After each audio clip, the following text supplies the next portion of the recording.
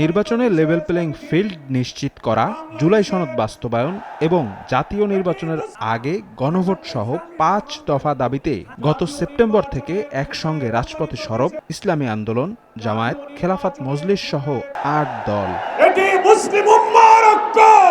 আন্দোলনের মাঠ থেকে গড়ে ওঠা এই ঐক্য এবার নির্বাচনী মাঠেও দৃশ্যমান করতে চায় দলগুলো।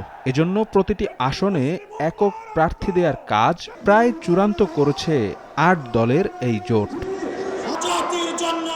নির্বাচনী এলাকার নিজস্ব জরিপ বিশ্লেষণ করে ৮ দলের সমন্বিত প্রার্থী তালিকার কাজ প্রায় সম্পন্ন হয়েছে বলে জানান ইসলামী আন্দোলন বাংলাদেশের আমির সৈয়দ রেজাউল করিম। কোন দল কত আসন পাচ্ছে সে ব্যাপারে এখনও কিছু না জানালেও আগামী সপ্তাহের শুরুর দিকে চূড়ান্ত প্রার্থী তালিকা ঘোষণা হতে পারে বলে জানান জামায়াতের সহকারী সেক্রেটারি জেনারেল এহসানুল মাহবুব জুবায়ের।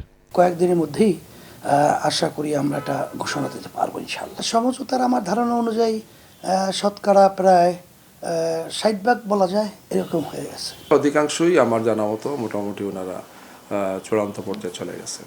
শুধু জোটের নেতারা হয়তো ২-৩ দিনের মধ্যে বসবেন, ২৬ তারিখ নাগাদ বসতে পারেন আমি যতটুকু বুঝতে পারছি আর কি।